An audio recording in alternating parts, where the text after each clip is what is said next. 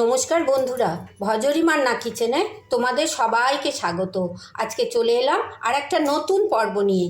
আমার আজকের উপস্থাপনা ফুলকপির বাটা ভাজা।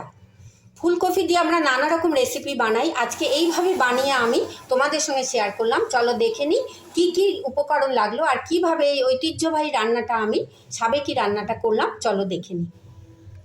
ফুলকপি বাটা রান্না করার জন্য আমি প্রথমে একটা বাটিতে একটু বেসন নিয়েছি, একটু নুন নিয়েছি, একটু হলুদ আর একটু লঙ্কা কুচি, পেঁয়াজ কুচি আর নিয়েছি ফুলকপি। এই সব দিয়ে আমি ফুলকপি বাটা ভাজা রান্নাটা শুরু করছি। এরপর আমি ফুলকপিটা খুব ভালো করে ধুয়ে নিয়েছি আর ফুলকপি থেকে আমি ছোট ছোট এই ফুলগুলোকে কেটে নিচ্ছি। এরকম করে আমি ফুলগুলোকে ছোট ছোট করে কেটে নিচ্ছি। আমি ফুলকপিগুলোকে এরকম ছোট ছোট করে কেটে নিয়েছি। এবার এগুলোকে আমি একটা মিক্সিং জারে দিচ্ছি। ফুলকপির টুকরোগুলোকে আমি একটা মিক্সিং জার নিয়ে নিয়েছি, তার মধ্যে দিয়ে দিচ্ছি। খুব ভালো করে ধুয়ে রেখেছি। এবার আমি ছোট ছোট করে কেটে মিক্সিতে এগুলোকে বেটে নিচ্ছি। আমি ফুলকপিটা দেখো এমনি করে বেটে নিয়েছি, খুব পেস্ট একদম করিনি, আবার খুব পাতলাও রাখিনি। আমি এই বাটিতে ফুলকপির বাটাটা দিয়ে দিচ্ছি। ফুলকপি বাটাটা আমি একটা বাটির মধ্যে ঢেলে নিয়েছি, দেখতেই পাচ্ছ আমি খুব মিহি করিনি, আবার একটুখানি একদম দানা দানাও রাখিনি। এইবার আমি এর মধ্যে দিয়ে দিচ্ছি পরপর উপকরণগুলো। একটু প্রথমে হলুদ দিয়ে দিচ্ছি, পরিমাণ মতো হলুদ, একটু নুনটা পরিমাণ মতো দিয়ে দিলাম। এবার আমি যেটা দেবো এটা হচ্ছে বেসন, এটা খুব দরকারি উপকরণ। বেসনটা দিলে ফুলকপিটা মাখা মাখা হবে। একটু বেসনও দিলাম, আর দিলাম একটু পেঁয়াজ কুচি আর পরিমাণ মতো লঙ্কা কুচি। তোমরা এই পেঁয়াজ লঙ্কাটা পরিমাণ মতো দিও। সব দিয়ে এবার আমি এই ব্যাটারটাকে খুব ভালো করে মেখে নিচ্ছি।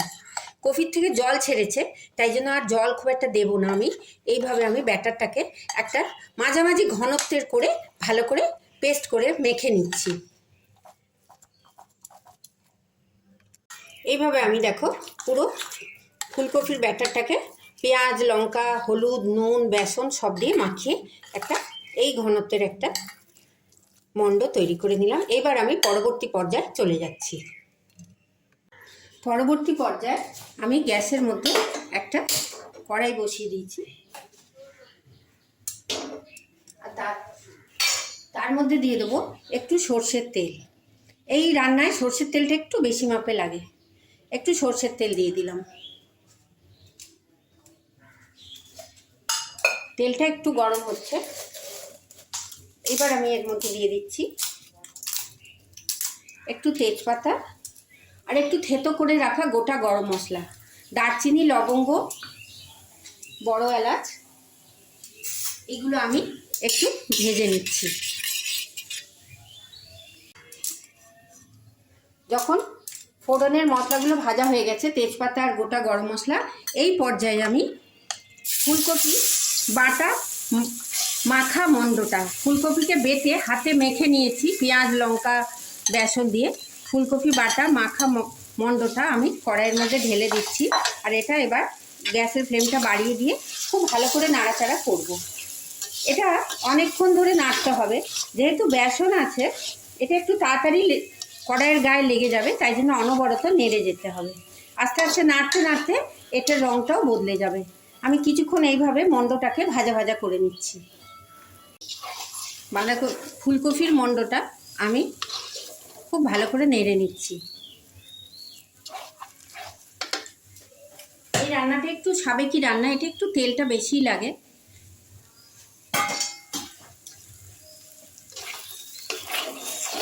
দেখো আমি ভেজে নিচ্ছি। প্রথমে ফুলকপিগুলোকে ছোট ছোট করে কেটে নিয়েছিলাম মিক্সিতে বেটে, তার মধ্যে একটু নুন হলুদ বেসন সব দিয়ে আমি মণ্ডটাকে খুব সুন্দর করে কড়াইতে ভেজে নিচ্ছি। দেখো কড়াইয়ের গা থেকে ছেড়ে আসছে, তার মানে এটা নয় যে রান্নাটা হয়ে গেল। আমাদের দেখতে হবে কাঁচা হলুদের গন্ধটা যখন চলে যাবে আর যখন তেল ছাড়তে লাগবে তখন বুঝতে হবে আমাদের মণ্ডটা রেডি হয়েছে। এটা কিন্তু আমি আরও 1-2 মিনিট এখন এইভাবে নেড়ে যাব। আরও প্রায় 2 মিনিট মতো ভেজেছি। একটু আমি চিনি দিলাম, এটা একটু মিষ্টি মিষ্টি রান্না হয়, যে কোনো নিরামিষ রান্না একটু মিষ্টি মিষ্টি হলে ভালো লাগে। তোমরা এটা পেঁয়াজ না দিয়েও করতে পারো, আমি একটু পেঁয়াজ দিয়েছি। দেখো কড়াইয়ের গা থেকে ছেড়ে যাচ্ছে, কাঁসার কড়াই তো গা থেকে ছেড়ে যাচ্ছে, আর বেসন আছে বলে এটা খুব তাড়াতাড়ি ফুলকপিটাকে জমিয়ে দিচ্ছে। এই ফুলকপি বাটা দিয়ে তোমরা ভাত খেয়ে দেখো, এটা রুটি পরোটার সঙ্গেও খুব ভালো লাগে। ফুলকপির তো আমরা অনেক রকম সবজি খাই, এইভাবে একবার করে তোমরা খেয়ে দেখো। দেখো ফুলকপিটা কড়াইয়ের গা থেকে ছেড়ে যাচ্ছে। এই পর্যায়ে আমি এটাকে বন্ধ করে দেবো। এটা পরিবেশনের জন্য প্রায় তৈরিই হয়ে গেছে। এটা আমি কিছুক্ষণ স্ট্যান্ডিং টাইম কড়াইতে রেখে এবার এটাকে আমি ঢেলে নিচ্ছি। তৈরি হয়ে গেল ফুলকপির বাটা ভাজা, নামিয়ে নিয়েছি। এবার ওপর থেকে একটু সর্ষের তেল দিয়ে আমি পরিবেশন করছি। এই রান্নাটা তোমরা গরম ভাত দিয়ে খেয়ে দেখো, পরোটা লুচির সঙ্গে পোলাওয়ের সঙ্গেও খুব ভালো লাগে। এটা একটা সাবেকি রান্না। এই রান্নাটা তোমরা আস্তে আস্তে সবাইকে শেয়ার করো, তাহলে এই সাবেকি রান্নাগুলো আমাদের হারিয়ে যাবে না। এটা একটা ঐতিহ্যবাহী রান্না। ফুলকপি নানা পদ আমরা খাই, কিন্তু এইভাবে ফুলকপিকে বেটে আর ভাজা করে তোমরা গরম ভাত দিয়ে খেয়ে দেখো, খুব ভাল লাগে। একটা অনবদ্য স্বাদ আর গন্ধ আসছে।